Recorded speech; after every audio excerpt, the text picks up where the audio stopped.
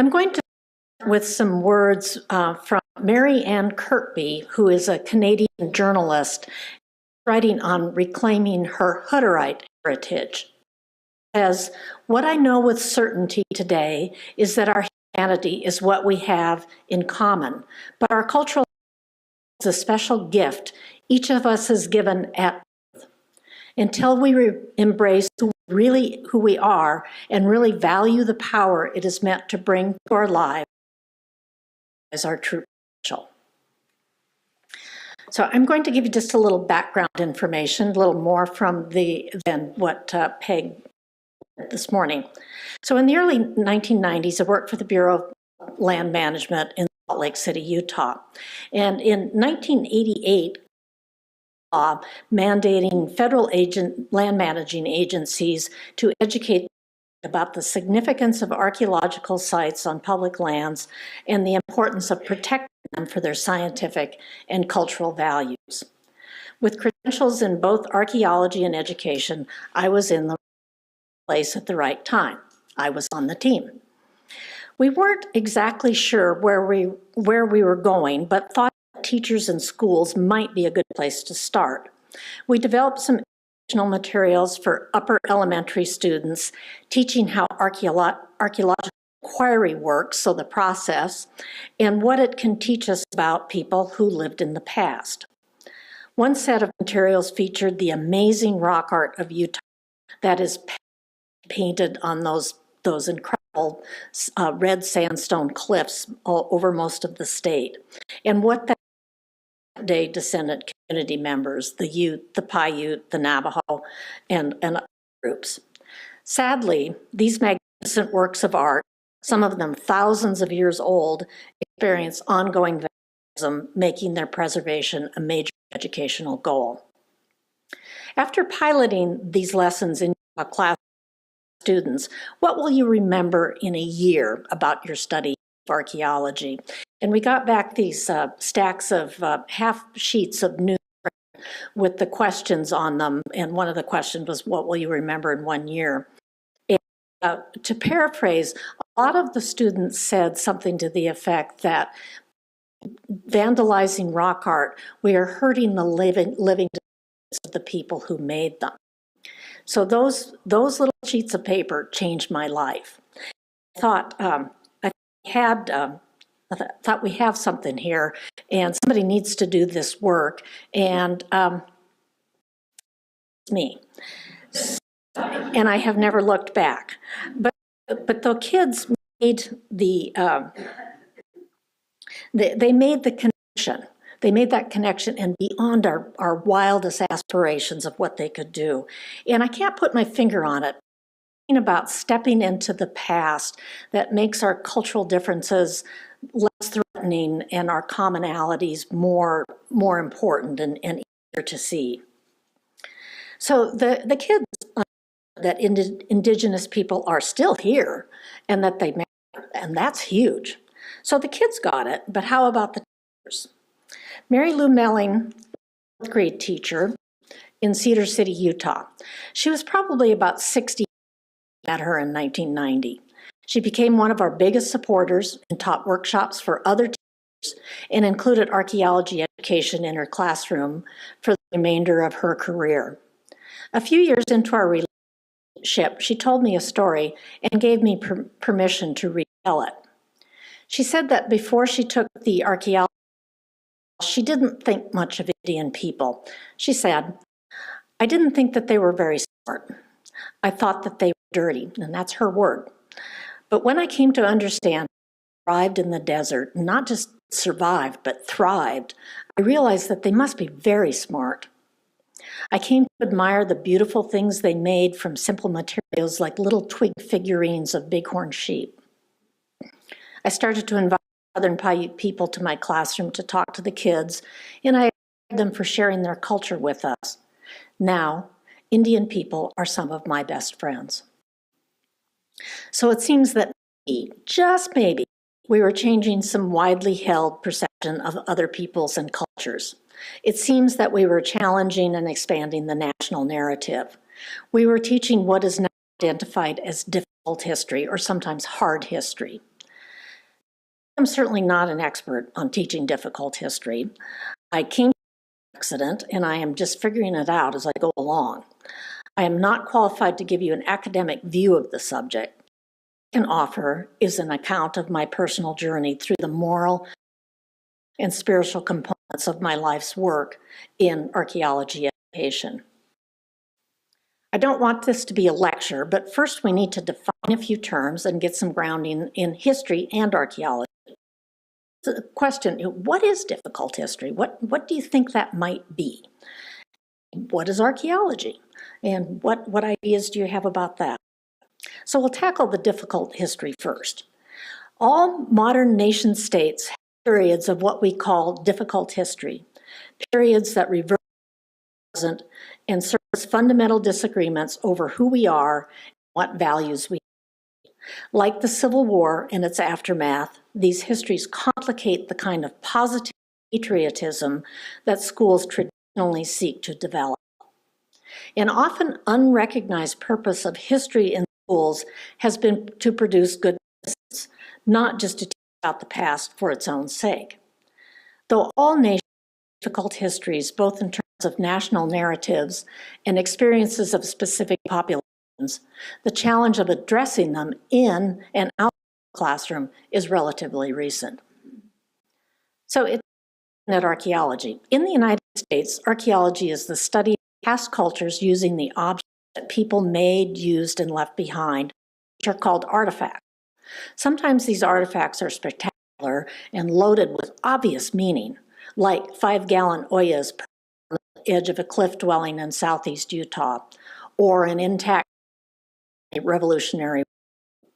But more often, they are the remains of a small fire used only once or twice, a simple stone to butcher a small animal, or a pewter spoon dropped from the California Trail. Objects have meaning, sometimes a lot of meaning, like the Liberty Bell, or often little meaning, like a chip left over from a stone tool. Nonetheless, all objects or artifacts have some meaning and something about the people who made and used them. One of the primary purposes of archaeology and archaeology education is to advance cultural understanding. Stepping into the past can make the study of cultural differences less threatening, while at the same time eliminating our commonalities.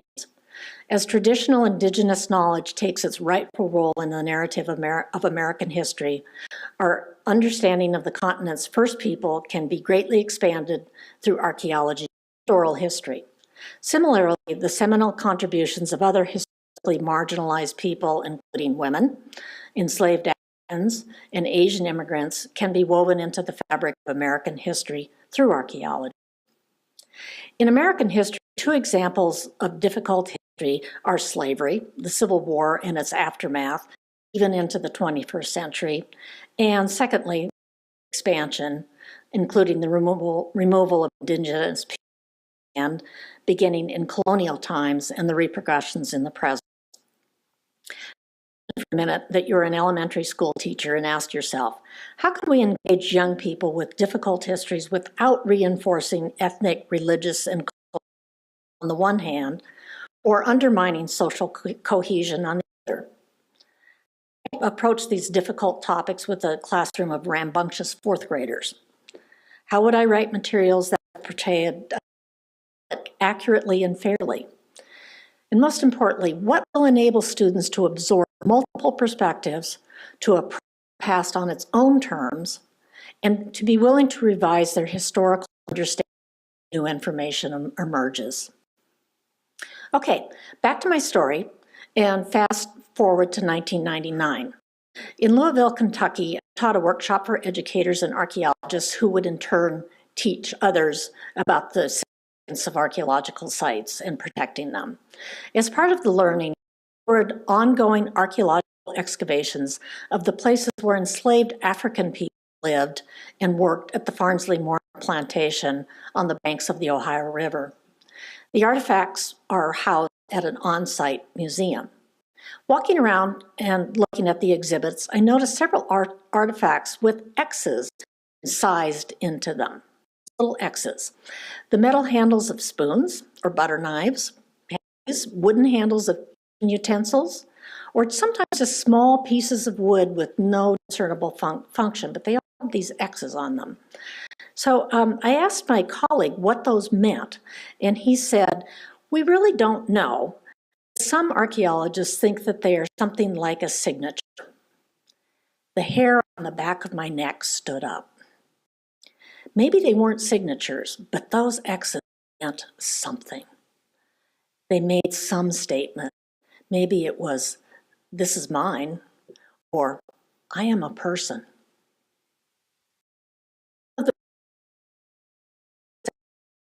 African diaspora in the United States, a particularly interesting cabin that housed enslaved people at Poplar Fort, one of Thomas Jefferson's Virginia plantations. Materials allowing fourth grade students to engage with articles from the site and read oral histories from descendants of the enslaved people who may have occupied that same cabin sometime around 1810. Surprisingly, firearms were present in the archaeological record, along with remains of wild animals from the nearby forest. Similarly, nuts showed that residents were able to supplement the rations with nutritious plant foods. Maps of the plantation show that while the residents were required to build a certain type of cabin to certain specifications, they were free to situate it to provide privacy from the overseer. Soil samples show that they grew a garden behind the cabin and arranged their yards so they could live and work together as their ancestors in Africa may have done. The fenced yard was devoid of debris, indicating it regularly, as is still common today in rural African villages. In the summer of 2007, I was at the National Museum of Natural History at the Smithsonian in Washington, D.C., ready to teach African American educators about the Poplar slave cabin. As I looked at my audience, I thought, I am going to teach them about their history. A white woman from Bozeman, Montana. What was I thinking? Happily, I can say that it went pretty well. One teacher said, "Grandmothers swept the yard every day. I have always wondered why she did that. Now I know." After we had examined the artifacts, maps, and oral histories associated with the cabin, I told them that the piece had been emotionally because of the subject. Even so, it was uplifting to see the cultural continuity, the resilience, the initiative, and the hard work that made their lives somewhat better. The difficult history presented and the impact it may have on some young students of African descent. We agreed that while there are pitfalls in the classroom, it was definitely worth doing. One teacher summed it up nicely. Not talking about it is not making it go away. In our follow-up assessments, an African American student reported, "I have never learned about the history of my own ancestors in school before." Heartbreaking. Okay.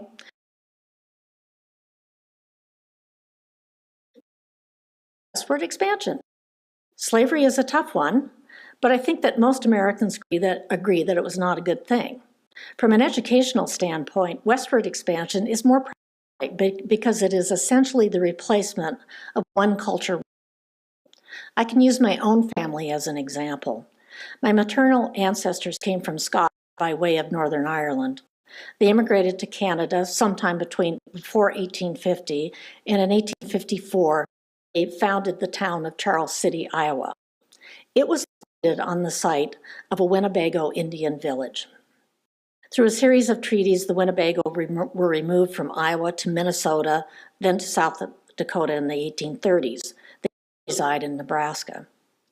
In 1917, my grandparents, priced out of farmland in Iowa, bought a farm in central Montana on land that had been separated from indigenous people decades before. My grandfather was exempted from military service because he was a farmer and the nation needed food to fight the war in Europe. My grandparents, my parents, my brothers, and I all worked on the farm and built a good life. We were good stewards of the land and helped build our local community. I imagine that many of you have a similar story. How do we teach this story of loss, the incomprehensible loss of indigenous land, culture, and language as Euro-Americans and other immigrants marched across the continent from both directions? Meanwhile, enormous numbers of people died due to disease and conflict. In contrast, there's the hope of people fleeing European countries where farmland was scarce and cities were crowded. Historic trails cross the American West, the Oregon, the Overland, the California. In some places, deep where wagon trains crossed great rivers. In other places, traces of wagon wheels remained scattered across the sagebrush. The journey was arduous and thousands of graves lined roads. Trails is often called the longest cemetery in America. Missionaries, miners, and Gandhi struggled both westward and eastward. The native people watched as their land became occupied by fields, cattle, and sheep. The open range was bisected by railroads and fences. How do we tell that story? Frankly, I don't have an answer yet, but I'll keep you posted. I love to learn about other cultures and other ways of life, both present-day cultures and cultures of the past. I admire indigenous ways of knowing about the earth and the universe. I am envious of their spiritual connections to the land and all living being, including two-leggeds, us. I believe that if anyone can save the world, it will be indigenous people. I'm a wannabe. Seeing, and sometimes even seeing, the deep continuity between the culture of Africa and the lives of enslaved people in the American South is breathtaking. Archaeology helps illuminate a glorious history from enslavement to the highest office of the land. I can't wait to learn more about the tenacity and ingenuity of the Japanese people shamefully incarcerated in detention camps during World War II. Through all these years, I've been privileged to work with descendants of the people who may have lived at the archaeology sites we study. Enhanced our help connect young learners to other cultures and other times. I thank them from my heart. Returning to Marianne Kirkby's words, is what we have in common, but our cultural heritage is the special gift each of us at birth. Until we embrace who we really are and really our power it is meant to our lives, we cannot realize our true potential. I can admire and learn from other cultures, but I have my own. I can borrow someone else's culture, or can I borrow someone else's history?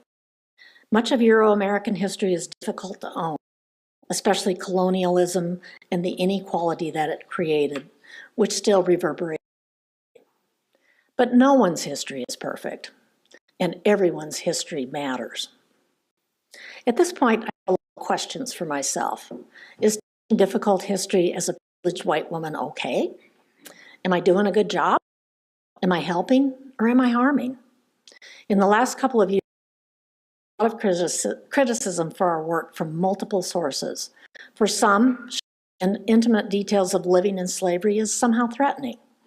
In the case of Poplar Forest, archaeologists sometimes feel like apologists for slavery because the archaeological record shows relatively decent living conditions, incredible resilience, and personal agency of enslaved Africans within the horrific institution. Questioning the glorious history of westward expansion, viewed as denigrating the history of heroic ancestors who conquered the West. For others, our efforts do not go nearly far enough of margin, especially indigenous people, and I can understand that. Both sides, perhaps we're doing something right, especially from an educational perspective. Eminent Canadian archaeologist Bruce Trigger insists us have a responsibility not only to educate people, but to do so frankly with the best information. Credit individuals the ability to form their own opinions. Our goal is to equip citizens with the ability to approach the past on its own terms and revise their historical understandings in light of knowledge and perspectives. goal is to increase our social cohesion, honoring and respecting everyone's history. It is a big job, and it is everyone's job. Will I look back at this time 10 years from now and say, what was I thinking? Probably. Will I ever get it right? Probably not. Will I ever stop trying?